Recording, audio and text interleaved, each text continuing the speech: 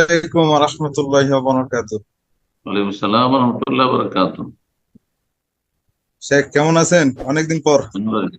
জি, প্রশ্ন প্রশ্ন তাড়াতাড়ি। আচ্ছা, আমি যেটা বলছিলাম শেখ যে অনলাইনের মাধ্যমে এখন খুব বেশি পরিমাণে দেখা যাচ্ছে যে অনেক আহ, ব্যবসায়ীরা ব্যবসা করছে।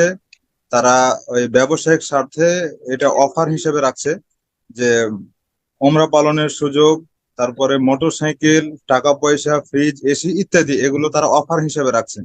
যে হুম, সবাই পণ্য কিনবে এবং এটার সাথে একটা করে কুপন থাকবে। এর মাধ্যমে কোনো একদিন লটারি করা হবে। এতে কেউ হুম। ওমরা করার সুযোগ পাবে, কেউ বা ফ্রিজ, এসি ইত্যাদি এগুলো পাবে।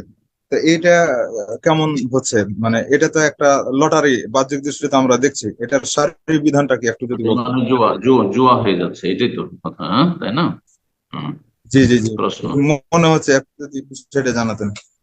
জি, সৌদি আরবও চলে, অনেক সুপার মার্কেট আছে, দামি দামি গাড়ি, কার দাঁড় করা আছে আছে। তো এই বিষয়ে ওলামারা ইখতিলাফ করেছে। একদল বলছেন যে জায়েজ নাই, কারণ এর আকর্ষণে মানুষ অনেকে শপিং করতে যাচ্ছে, না হলেও শপিং করতো না, কেনাকাটা করতো না হয়।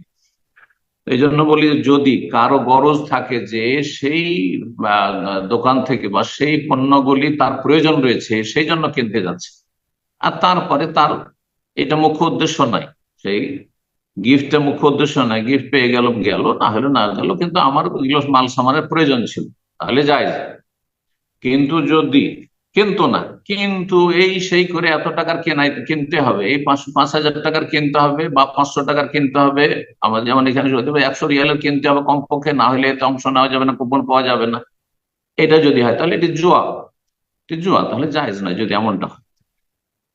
কিন্তু যদি এরকম নির্ধারণ না থাকে, আর তার উদ্দেশ্য না এগুলো, আসলে উদ্দেশ্য হচ্ছে আমার আসলে এই পণ্যগুলির প্রয়োজন আছে, সামানগুলির প্রয়োজন রয়েছে, সেই কিনতে গেছে, আর তারপরে তাকে কুপন দিয়ে দিল, তো আশা করা যায় আল্লাহ তাআলা আ'লাম। তবে বেঁচে থাকা ভালো, সন্দেহ থেকে বেঁচে থাকা ভালো।